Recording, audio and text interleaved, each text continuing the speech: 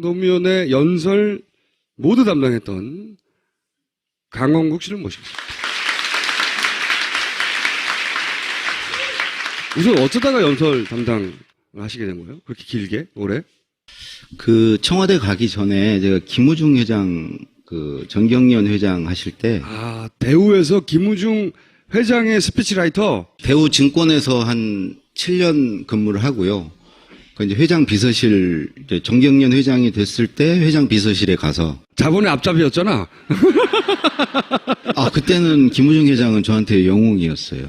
그때는. 예. 그래서 3년간 그 대우 회장 비서실에 있다가 대우가 이제 문을 닫았죠. 예. 그리고 좀 있다가 김대중 대통령 연설 행정관 중에 경제 분야 쓰는 사람이 어디를 가게 됐어요. 근데 이제 청와대에서 이제 공석이 있으면 안 되니까 사람을 찾았는데 정경련 회장 연설을 썼으면 이 사람은 좀 쓸 수 있겠다 싶어서 저한테도 이제 시험 문제를 줬고 광복절 경축사를 써서 보내렸는데 그 기획예산처라든가 경제부처 장관 연설 쓰는 사람도 한 2사람 정도. 그때 테스트를 해요, 이렇게? 연설 써보라고? 어느 날 갑자기 메일이 왔어요. 전혀 생명부지 그 당시 고도원 선배가 연설 비서관이었는데 전혀 몰랐는데 이제 와서 나한테 전화 왔다는 것도 얘기하지 말라고 그래서 정말 나는 처음으로 저는 청와대 어디 있는지도 몰랐고 청와대 어디서? 실제로 청와대 나중에 면접하러 갔는데 어디에 있는지 정말 몰랐고요. 택시를 탔는데 청와대에 가자는 소리가 안 나오는 거예요. 무서워서. 그래서 광화문 가자고 그래가지고 거기서 걸어갔어요. 근데 그 공무원 둘은 들어오기 싫었던 거죠. 왜냐하면 경력에 기스가 나니까 그분들은 대충 써서 보냈을 테고 저만 숨어서 누구한테도 얘기하지 말라고 그래서 저 혼자 숨어가지고 열심히 썼어요. 제가 들어가게 됐는데 면접은 뭐 딱 하나 물어보더라고요. 지금 박선숙 수석 뭐 이런 분들이 면접했는데 아픈 데 없냐고 그러더라고요. 아픈 데 없냐고? 여기. 없다고 그랬더니 그럼 됐다고. 그래서 가게 됐는데 그리고 이제 3년간 김대중 대통령 모셨는데 저는 이제 그걸로 끝난 걸로 생각했죠. 정권이 연장이 돼도 자리가 모자라니까 그 노무현 대통령 당선을 도운 분들이 얼마나 많아요. 그러니까 당연히 이제 자리를 비워줘야 되는데 그 연설 비서관 자리는 아무도 안 하려고 그러는 거예요. 우리 윤태영 선배도 안 하려고 그러고. 너무 힘드니까. 너무 힘드니까 말이 너무 많아가지고. 그래서 노무현 대통령도 제가 하는 건 당연히 못마땅하게 생각하셨는데 아무도 정말 안 한다고 하니까 제가 하게 됐어요. 안 한다고 한 이유는 뭐래요? 기본적으로 노무현 대통령이 이 본인의 말과 글을 굉장히 잘 하려고 노력을 하시는 분이고요. 그래서 이제 그거를 쓰는 일이 되게 힘들어요. 그분은 적당히 끝이 없어요. 행사 시작하는 순간까지 고치세요. 시간이 더 남으면 더 고치실 거예요. 그러니까 광복절 경축사 같은 경우도 한 7개, 8개를 써요. 버전을? 예, 전혀 다른 주제로. 그러니까 버전 하나를 쓰려면 되게 한 열흘을 집에 못 가는데 그런 거를 계속 쓰시는 거예요. 근데 본인이 그러셨어요. 하나 써놨다고 생각이 바뀌고 상황이 바뀌었는데 써둔 거 있으니까 그거 가서 읽지? 이건 말이 안 된다. 바뀌었으면 바뀐 원고를 쓰는 게 최선이다. 그래서 근데 그분은 계속 바뀌세요, 생각이. 정말 급질문. 그 원고도 쓰셨어요? 부끄러운 줄 알아야지 그거. 그건 원고가 없는 그냥 예. 연설이었나요? 그러니까 말씀 자료는 갔는데 말씀 자료도 연설 비서관이 TF 팀장이에요. 그래서 네. 관련 비서관들하고 같이 해서 말씀 자료 작성을 해요. 각자 맡겨놓으면 기조가 없고 그걸 이제 메시지 관리가 안 되잖아요. 일관되게 좀 가는 게 있어야 되는데 그래서 근데 전혀 참고를 안 하세요. 전혀 참고를 안 하세요. 전혀 참고를 안 하세요. 제가 인수위 때 인수위 시작한 날부터 끝날 때까지 당선자 연설을 썼는데 단 한 번도 저는 하루에 뭐 2개, 3개를 집에 못 가고 거의 썼는데 단 한 번도 그걸 읽으신 적이 없고 참고조차 안 하시더라고요. 그래서 제가 김대중 대통령께 너무 죄송한 거예요. 왜냐하면 제가 거기 이제 파견 형태로 인수위에 나갈 때 박지원 실장이 비서실장이었는데 저를 불러서 국민의 정부의 명예를 걸고 가서 잘하라고 그랬는데, 이게 김대중 대통령 그래도 연설을 3년간 쓰면서 그분께 배운 게 있는데, 그게 전혀 씨알도 안 먹히는 거예요. 그래가지고, 이거는 정말 김대중 대통령에 대해서 제가 못하는 거다 했는데, 취임식 당일날 그 취임사가 있고, 취임 오찬사, 만찬사가 있는데, 다들 취임사에 집중을 하고요. 오찬사, 만찬사는 전혀 이제 참모들이, 거기 이제 핵심 측근 참모들이 신경을 안 쓰는 거예요. 노무현 대통령이 단 한 번도 밥자리에서 읽은 적이 없다는 거죠. 준비된 연설이 필요 없다는 거죠. 밥 먹으면서 읽은 적이 없대요. 근데 저는 제 일이니까 당연히 김대중 대통령이 한 번도 안 읽은 적이 없으시거든요. 그래서 좀 준비를 했죠. 했는데 딱 취임을 하시고 나서 노무현 대통령이 마음이 갑자기 이제 대통령이 되고 나니까 사실은 뭔가 이렇게 좀 그냥 하면 안 되겠다는 생각이 드셨나 봐요. 그날 하루만 그러셨는데 오찬사가 있냐고 찾으셨어요. 그래서 이제 뭐 허둥대고 이제 뭐 참모들이 찾는데 제가 준비해 놓은 게 있었거든요. 그걸 그대로 읽으셨어. 그다음에 만찬사 할 때 또 찾으시는 거예요. 그러니까 만찬 때는 이제 정상들 해외에서 온 사람들 대상이고, 오차는 국내에서 이제 좀 난다긴다 하는 사람들 모아놓고 하는데, 그걸 2번을 읽으시고, 그 다음 날인가, 다다음 날인가, 청와대 순시를 5년 동안 딱 한 번 하셨어요. 한 번. 각 방을 이렇게 돌아다니시는 걸. 근데 저희 방에 와가지고, 저 뒤에 이렇게 찌그러져 있는, 난 나가리라고 생각했는데, 찾으시는 거예요. 인수위 때 파견 나왔던 제 이름도 모르고, 제가 처음 인사드리러 가니까 이렇게 저도 쳐다보시지도 않고, 메이크업을 하시면서 거울로 저 뒤에 제가 서 있고 보시면서 글로 보여주세요 그러시더라고요. 그래서 뭐 인사도 이렇게 하고 나왔는데, 그 파견 나왔던 친구 어딨냐고. 그래서 제가 이제 쭈뼛쭈뼛 나가니까 저보고, 자네 덕분에 내가 낭패를 면했다고 고맙다고 그러는 거예요. 그러니까 뒤에 막 비서실장, 장관들 새로 된 사람들 쫙 뒤에 있는데, 도대체 제가 뭘 했길래 대통령이 그 사람들은 아무도 모르죠 그거를. 과거의 패러다임으로는 대통령이 일개 그 행정관한테 뭘 고맙다는 얘기를 왜 해요? 당연히 그냥 하는 일인 거고. 그런데 그분은 그냥 고마운 건 고맙다고 꼭 표현을 하고 싶은 거예요.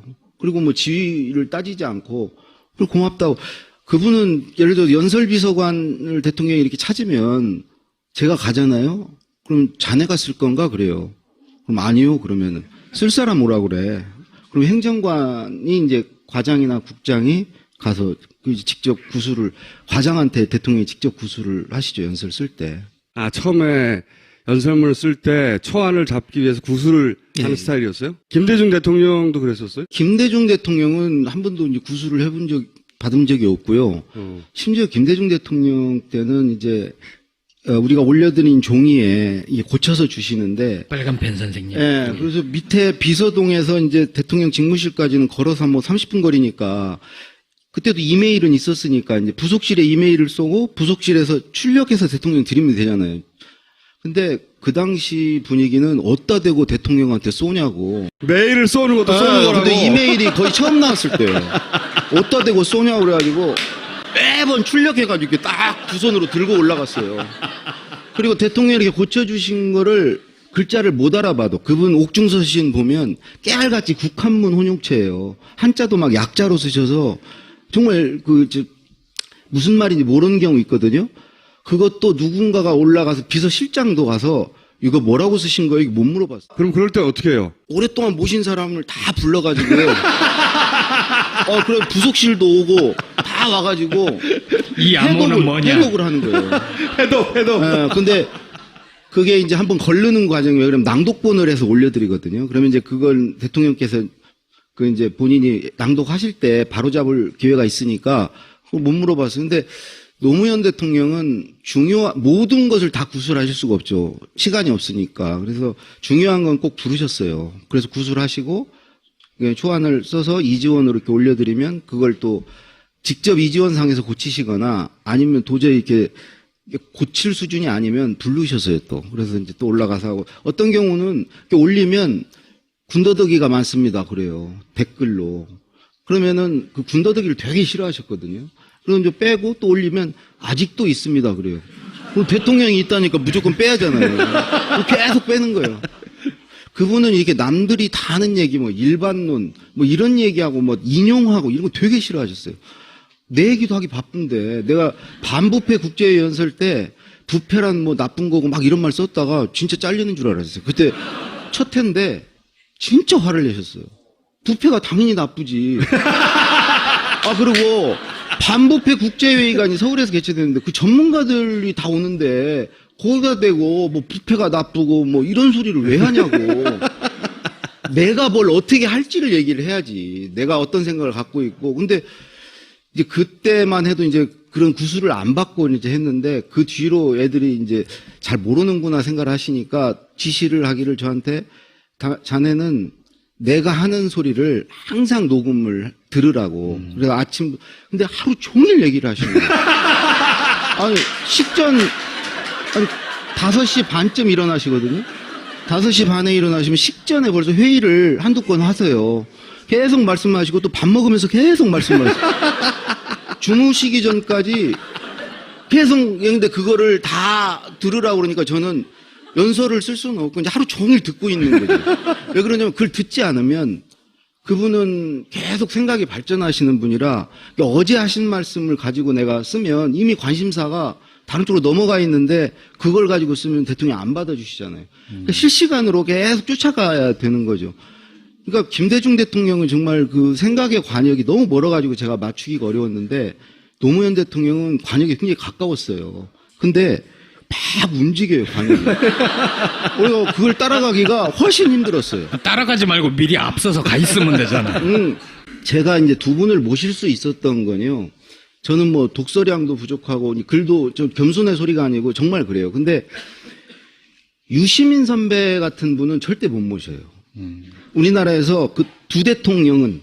근데 두 대통령 아닌 다른 대통령은 유시민 선배 같은 분이 모셔야 돼요. 왜 그러냐면 없는 걸 만들어 드려야 되니까 글도 잘 쓰고 생각도 있고 그런 사람이 모셔야 돼요. 그리고 실제로 김영삼 대통령 때까지는 다 그런 사람이 썼어요. 연설 비서관이 못 썼어요. 공보 수석이 썼어요. 그랬죠. 왜 그러냐면 밑에서는 그거를 이렇게 할 수 있는 역량이 안 되는 거예요.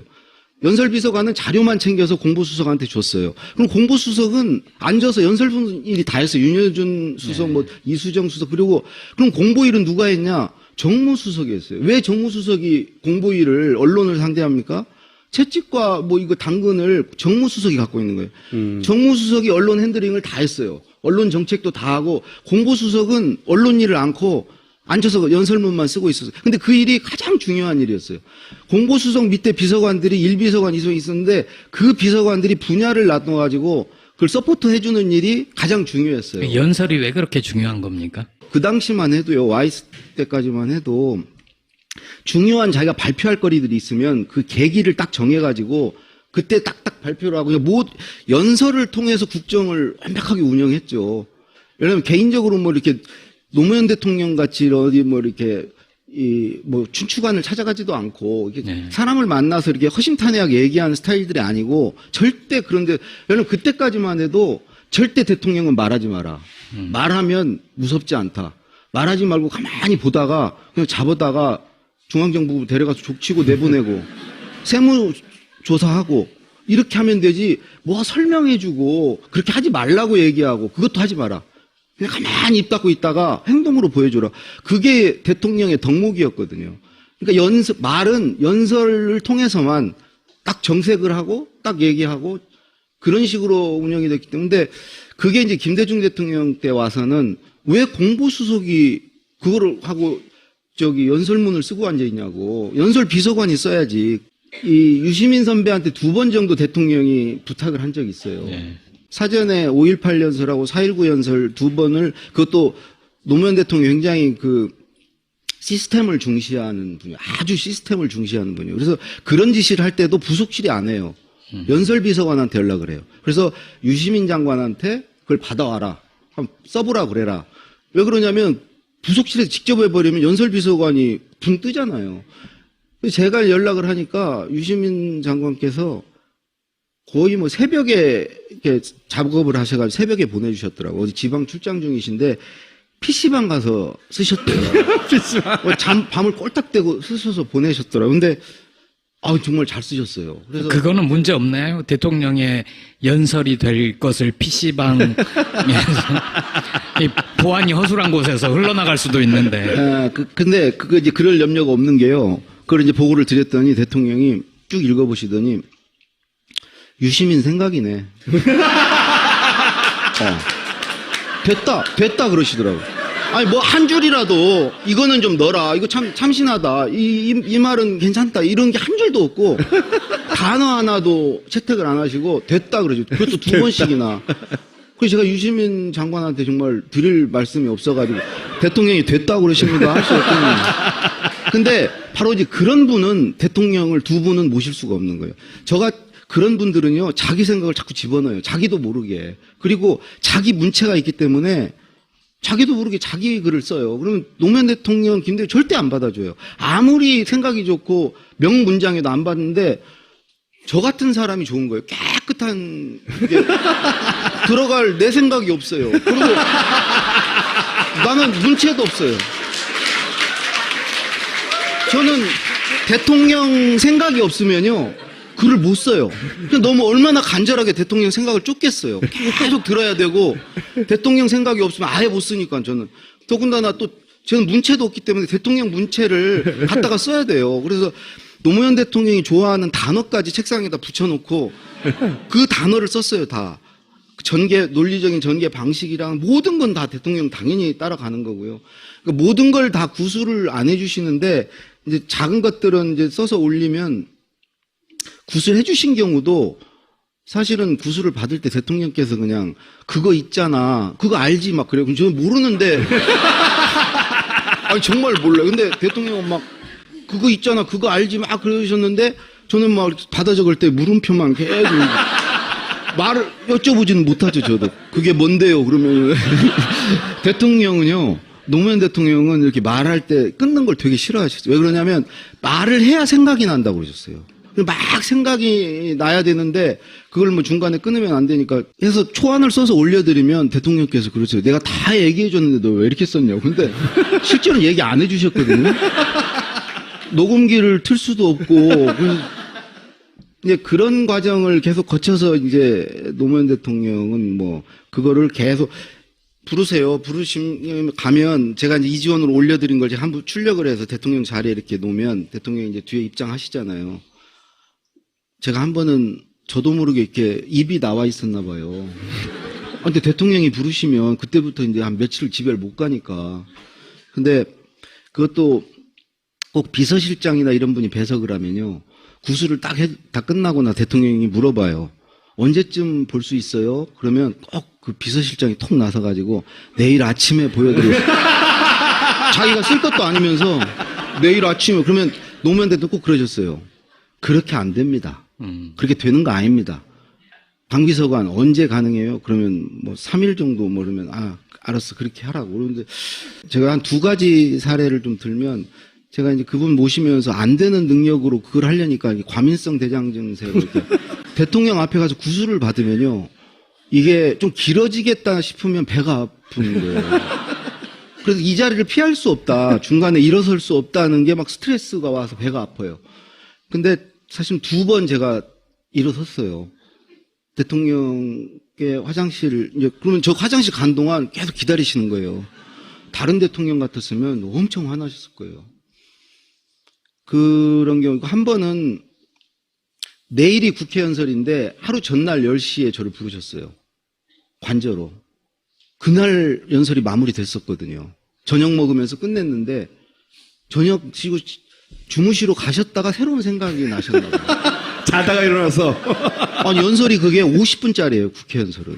근데 다시 부르신 거예요. 그래서 올라갔더니 그분은 꼭 연설을 뭘 말을 하거나 쓰는 걸 앞두고 약간 이렇게 업되세요. 왜 그러시냐면 그분은 평소에 준비된 게 많아가지고 이걸 쓸까 저걸 쓸까 막 이런 걸 되게 재밌어 하세요. 이렇게 쓰면은 반응이 어떻게 나오고, 그러니까 글 쓰고 말하는 걸 되게 좋아하세요. 근데 관자 가서 이제 혼자 깜깜한 데 기다리고 있는데 대통령이 저쪽에서 막 노래를 부르시면서 오시는 거예요. 근데 혼난 때는 대통령이 딱 부르셔가지고 화를 확 내시더라고요. 너 어디 기분 너한테 내가 무서워서 말하겠냐고. 대통령이 좀 찾으면 너 무슨 말씀을 하실까 그런 기대와 호기심을 가지고 그런 눈빛으로 나를 기다려야지 내가 말을 하지. 그리고 인상 쓰고 앉아있으면 내가 무서워서 너한테 어떻게 말을. 근데 그분은 그런 얘기 다 하세요, 그냥. 아주 뒤끝이 전혀 없으세요. 막 혼내실 때는 제가 3번 그만두라는 소리 들었거든요. 당장 그만두라고 그러면서 너 지금 하기 싫으면 그만두라고 사보타지 하냐고 뭐 이러는데 다음 날은 아무 적 없어. 그래서 저는 항상 혼날 때마다 정말 계속 내일은 내일에 태양이 뜨겠지 그 생각이에요. 근데 3번은 진짜 심하게 혼내셔서 그 생각을 하니까 마음이 편하더라고요. 뭐냐면 언젠가는 이분과 헤어지겠지. 정말 마음이. 근데 사실 실제로 헤어졌죠. 근데 그때도 이제 구술을 해주시는 거예요. 다시 쓰자고. 아니 제가 50분짜리 연설을 쓰려면요, 저는 거의 한 5일을 써야 돼요. 근데 구술을 해주시고 내려와서 제가 하고 있는데 제 다리에 힘이 풀려가지고 이건 정말 대형 사고다 하고 있는데 2시 반인가 전화를 하셨어요. 새벽에. 네. 안 주무시고 기다린 거야. 틀림없이 못 쓴다는 걸 알기 때문에. 어디까지 됐노? 그러시더라고요. 너 얼마나 얄미운지. 그걸 몰라서 물어보세요. 이렇게 하려다가 됐다, 고생했다, 막. 나한테 보내주고 자라. 고생했다 그러시더라고요. 그럼 몇 시까지 주면 되노? 그래서 5시까지라고 그랬더니 알았다. 5시 딱 앉아 기다리는데 전화를 하셨어요. 하나 보냈으니까 마무리는 자네가 하소. 나도 좀 눈 좀 붙이고 가야지. 그러시더니 아니 지금 나보고 마무리를 지금 아니 그래서 제가 그걸 이제 첨부 이지원 걸 봤더니 제목이 노무현입니다 이렇게 돼 있어요. 그래서 이제 첨부 문서 연설문을 열어보니까 밑을 막 내려가 봤어요. 그게 뭐 10몇 장 막 내려가 봤더니 감사합니다까지 다 쓴 거예요. 끝까지 다 쓰셨어. 그래서 제가 그때 느꼈어요. 그전에는 되게 야속하다. 나도 노력하는데 왜 이렇게 혼내기만 하실까. 근데 그때 쓰신 실력을 제가 보고, 그 다음에 독도는 우리 땅입니다라고 시작하는 연설문이 있어요. 그거 본인이 일필휘지 하신 거거든요. 근데 그번 2번을 내가 보고, 야, 이 정도 쓰시는 분이 시간이 없어서 나 같은 이제 수족을 하나 부리는데, 이게 머리하고 손이 따로 노니까, 이거 얼마나 힘들겠어요. 시간 구술해주면 엉뚱한 거 써오지. 얘를 가리키면서 하려니까 5년 내내 저는 계속 지금 생각해보면 완벽하게 그분한테 개인 교습을 받은 거예요. 글쓰기를 배운 거죠. 근데 이제 그때 그런 생각이, 그분의 실력을 한번 보고 나서, 내가 그동안 이분을 모신 게 아니고 이분한테 배웠구나. 나를 많이 혼낸 건 정말 많이 가르쳐 주신 거구나. 이런 생각이 들면서, 그다음부터는 이게, 그렇게 혼나는 게 별로 힘들지 않았던 것 같아요. 밤새 들어도 재밌을 거는 같은데. 그러니까 말이야. 최순실 얘기까지 가지도 못하고. 원래 우리가 모신 목적이 있잖아요. 무슨 얘기를 듣겠다고.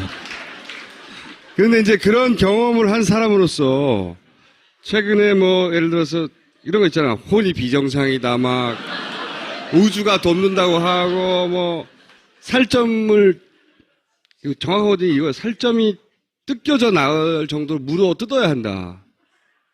이게 대통령 연설에 나온 거거든요. 단두대로 쳐야 한다, 막. 규제는 원수다, 막 이런 워딩들, 이게 뭐야, 씨발, 이런 북한 용어 아니야? 이런 거 막, 응? 원수를 죽창으로 찌르려고 똑같은 수준이에요, 진짜. 그런 거를 이제 쭉 보셨을 거 아니에요? 방송용 말고 비방용을 무슨 생각하셨어요? 그런 거 보면서? 저는 하여튼 박근혜 대통령이 화면에 나오면요, 우리 와이프하고 동시에 일어나서 그 리모컨을 찾느라고 정신이 없거든요. 빨리 돌려. 막 정말 이게 그렇게 막 마음이 급하면은 리모컨이 잘 안 열려요. 그래서 5초 이상 그분의 얼굴을 본 적이 없어요. 방송에서. 그렇기 때문에 그분이 무슨 말을 하고 사실 전혀 모르는데 이런 생각은 했어요. 그분이 이제 다 읽으시잖아요. 심지어 국무회의 발언도 읽으시잖아요. 그럼 말이 사실 안 되는 건데 어쨌든 회의에서도 읽으시는데 그렇게 읽는 것과 직접 가끔 이제 원고 없이 이렇게 말을 하는 경우 있잖아요. 그 말을 들어보면 그 글을 쓸 수 없는 사람이에요. 문장이 안 되죠. 결국 글이라는 것은 그 사람의 생각인데 생각이 정리가 돼야 이제 글을 쓸 수 있는데 그렇게 엉켜있는 생각을 가지고는 어떤 면에서는 아예 생각이 없는 게 보이거든요. 제가 그래서 관역 자체가 없다. 그냥 맑고 순수하네요. 순수한 마음이라는 것도 순수한 마음으로 했다는 것도 정말 뇌가 굉장히 그러니까 굉장히 순백의 뇌를 갖고 그런 마음으로 이게 그런 도움을 청한다는 게 어떤 의미를 갖는지조차 틀림없이 몰랐을 거다. 다른 하나는 그런 걸 해도 되는 걸로 알았을 수 있어요. 왜냐하면 제왕적인 사고를 하면 자기가 못할 게 없잖아요. 아무거나 다 할 수 있잖아요. 그러니까 이제 법 위에 있으면 못할 게 없죠. 저는 둘 중에 하나였다고 생각해요. 그게 어떤 의미를 갖는지를 전혀 몰랐거나. 그러니까 그분도 사실은 피해자예요. 정말 상황이 뭔지를 몰랐어요. 자기는 그렇게 밖에다가 써달라고 그러고 고쳐달라고 그러고 이런 게 이게 무슨 의미를 갖는지조차 몰랐던 것 같고 알았더라도 내가 하는데 무슨 소리야. 내가 대통령이 맘대로 하는 거지. 이런 생각을 하셨던 것 같은데 그래서 제가 계속 의문을 가졌던 건 저거를 말을 못하는 사람이 저걸 썼을 리는 없고 연설기록비서관이 얘기한 걸 보면 뭔가를 써서 드리면 많이 바뀌어서 나온다고 그러고 그러면 부속실 안에 저는 누가 쓰는 사람이 있겠구나. 고치는 사람이 부속실이 있구나. 뭐 하는 데입니까? 부속실이. 그러니까 부속실은 대통령한테 올라오는 모든 서류들을 대통령이 다 보실 수가 없으니까 그걸 선별하는 데죠. 보고 드릴 거 보고 드리고 안 보여드릴 거 안 보여드리고 그야말로 문고리 권력인데 그 안에 그래서 내가 그 안에 있는 사람이 연설비서관을 해야 되는데 이게 좀 뭐가 잘못됐다 그렇게 생각했는데 그게 이제 밖에 있었던 거죠. 밖에 있었던 거죠. 근데 이게 사실은 정말 대통령은 말로 국정 운영하는 거거든요. 근데 그 말을 누군가에 검사받고 말을 틀어주고 있는 사람이 있다면 정말 그거는 국정 무슨 개입이나 뭐 농단이 아니고 정말 그 사람이 국정을 운영한 거예요. 그 사람이 대통령이에요. 대통령이 뭘로 국정을 운영합니까? 저는 또 한 가지 의문이 어디까지 알았을까? 그러니까 대통령 본인 알았고 당연히 그다음에 이걸 배달했다고 하는 한겨레가 보던 정호성 제일 부속비서관 지금 말씀하신 부속비서관 부속비서관이라는 게 그야말로 비서인 거죠. 비서. 대통령 비서실에 많은 비서들이 있지만 그 비서 중에 비서죠. 집사. 예. 집사. 부속실장이었죠. 제일 부속실장. 부속실 부속 비서관이라고 그러더라고요. 부속실장이라고 안 아, 그런가요? 예. 어쨌든 집사인 거예요. 정호성 문고리 3인방 중에 한 사람. 이 양반은 당연히 알았을 거고 배달을 했으니까. 그러면 대통령하고 그 집사 두 사람만 알고 청와대 모두가 모를 수 있어요, 이게? 사실은 제가 이번 사태를 겪으면서 정말 현실은 우리가 상상하는 것보다 더 드라마틱하구나. 그러니까 상상을 초월한 일이 가능하구나. 아마 이게 이 사태 이후로 우리가 IMF 겪으면서 뭐 이런 걸 많이 알았듯이 정말 우리 국민의 상상력이 어떤 일이 벌어지면 이제 이런 것도 이제 상상할 수 있는 역량을 갖추게 될 거예요. 정말 이거는 근데 이게 이제 있을 수 없다는 걸 떠나서 제 경험으로는 지금 정도 분위기면 제가 이번 4년 차를 2번 겪어봤거든요. 김대중 대통령, 노무현 대통령. 그렇죠. 청와대 전 직원들의 대체적인 어떤 느낌이 다 끝났다는 분위기예요.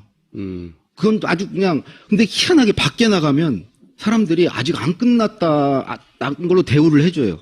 그게 너무 저는 이상했어요.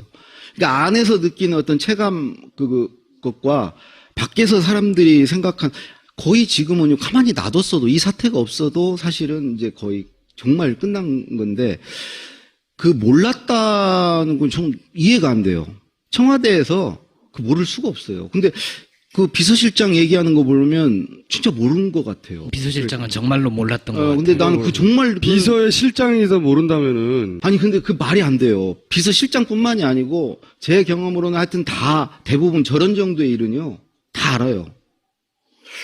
근데 저거를 비서실장이 정말 연기를 하는 건지 뭔지 모르겠지만 뭐 이렇게 봐서는 정말 몰랐다 모르는 걸 보면 그게 어떻게 가능하죠? 매일매일 갖다 줬다는데? 이만큼 30cm면은 그날 대통령한테 보고되는 소리 몽땅 합쳐가지고 갖다 준 거 아니에요? 매일매일. 그게 어떻게 가능하죠? 이게 모르게? 본인의 경험으로는 그 불가하다는 거죠. 불가능하죠. 청와대 이제 노무현 대통령 때 안 그랬지만 김대중 대통령 때 이제 아침에 몇 명이 이렇게 모이는 회의 뭐 이런 거 다 알아요. 자기들끼리 뭐 비밀이라고 하지만 다 알아요. 우리가 고등학교 다닐 때 선생님 보면 선생님이 뭐 아무리 자기 실력을 숨기고 뭐라고 하려고 그래도 우리는 다 알고 있잖아요. 근데 실제로 청와대도 그거 뭐 얼마나 뭐 이렇게 정치적으로 이렇게 좀 발달한 사람들이 거기 있습니까? 정무적 그런 게, 근데 그런 게 몰랐다는 게 저는 좀 이해가 안 돼요. 만약에 김대중 노무현 때 이런 사건이 있었어요. 그 양반들이라면 이런 사고 자체가 없었겠지만, 이런 뭐 다른 사고가 있을 수는 있어도 이런 종류의 사고는 없었겠지만, 본인이 스스로 생각하고 말하는 사람들이니까. 근데 어쨌든 대통령이 숨기고 싶은 치부가 드러나는 사건이 있었어. 근데 사과문을 작성해야 돼. 그러면 어떻게 반응했을까요? 두 노무현 사람은? 대통령 때 많이 했죠. 그 농민 두 사람 돌아가셨을 때도 했고, 예를 들어서 정치자금 문제, 그다음 최도술 문제 뭐 이렇게 쭉 나왔을 때마다 했는데, 그때 이제 딱 일이 터지면 민정수석, 비서실장, 그다음에 연설비서관. 왜 연설비서관은 가야 되냐면 일단 뭔가를 대통령이 발언을 하시게 될 가능성이 크잖아요. 그러면 구술을 받아야 하잖아요. 그럼 그냥 빈손으로는 절대 못 가죠. 대통령한테 가서 알아서 하십시오 이런 법은 없으니까 뭐라도 하나 빨리 써가지고 이제 올라가죠. 그러면 비서실장은 막 계속 아직도 안 되냐 아직도 안 되냐. 근데 그 대답하느라고 저는 못 쓰고 지금 계속 지금 언제 되냐 그러면 막 그 대답 그래도 하여튼 뭐라도 써가지고 올라가요. 근데 단 한 번도 노무현 대통령이 써가지고 간 거를 본 적이 없으세요. 가면은, 그럼 이제 드리잖아요? 그럼 이거 먹고 그러시면, 아, 이거 발표문안 작성해 봤습니다. 그러면, 아, 됐다. 내가 알아서 할게. 근데 이미 생각이 딱 정리되어 계세요. 그래서 내가 그걸 보면서 만약에 대통령이 야야 뭐냐 막 이러면서 막 죽치면서 그거를 딱 보고 막 허둥대면서 뭐 더 좋은 의견 없는지 막 이러고 이러면 항상 위기 관리가 가장 중요한데 그런 대통령을 모실 때 내가 얼마나 불안할까. 다행히 노무현 대통령은 됐다 마 내가 알아서 할게 딱 이러시니까 믿음직하잖아요. 그리고 실제로 아무것도 준비 안 된 상황에서 메모 몇 자 딱 해가지고 춘추관 가서 연설 잘 하세요. 그거 뭐 쓰지도 않고 단어 몇 개 써가. 그래서 정말 리더는 저런 준비된 리더가 필요하구나. 저런 게 안 된 사람이 남의 머리를 빌려서 만약에 이걸 하려고 그러면 위기 때는 어떡할 거예요. 그 사람 어디 전화 연결 안 되고 그러면 누구한테. 지금 독일 전화 연결 안 돼가지고 지금 사과문이 이렇게 나온 거 아니에요 지금. 말 재주꾼이시네. 이 책이 10만 권이 팔린 거는 어떻게 가능했죠? 아, 그거는 뭐 노무현, 김대중 대통령이 정말 덕분이에요. 예, 그래서 그분들을 이제 더 공이 큰 사람이 있네요. 박근혜 대통령. 그분이 계속 무슨 연설을, 그다음에 소통을 않고 계속 그러면서 살려냈어요. 노무현과 김대중 대통령을 옛날 그리워하게 만들었어요. 옛날 그래도 그때 그분들이 정말 우리하고 가까워 소통하려고 했구나. 그러면서 찾은 게 저 책이에요. 그러니까 저 책이 막 사실은 박근혜 대통령한테 사실 고마워해야 되는데 최순실한테 고마워하셔야지. 오늘 검찰이 최순실 집 압수수색 갔는데 저 책 나올지도 몰라요. 아니 근데 저 책을 쓸 때요. 저 한 2,000부 팔릴 줄 알았거든요. 그래서 이제 당당하게 가서 노무현 재단하고 김대중 도서관에 모든 인쇄를 절반씩 드리겠다고 10원, 1,000원 한 장 내가 안 가져가겠다고 하고 계약금 받은 것을 갖다 드렸어요. 근데 막 책이 막 팔리는 거예요. 아, 근데 정말 한 3만 권 넘어가니까 막 내가 가슴이 떨리는 거예요. 인쇄를 받지는 않았는데 이게 막 억 단위로 막 가니까 정말 어떡하지 하고 있는데 권 여사님이 이걸 보고를 받으시고 그 노무현 재단 사무총장한테 그 친구 밥벌이가 그건데 왜 그런 걸 냉큼 받냐고 받은 것도 돌려주라고 그렇게 얘기를 하셨대요. 그래가지고 사무총장이 저를 불러서 받은 건 돌려줄 수는 없고 지금부터 더 이상 가져오진 말라고. 그냥 마음이 얼마나 다행이라고 생각이 듭니다. 오늘 여기까지 하겠습니다. 감사합니다.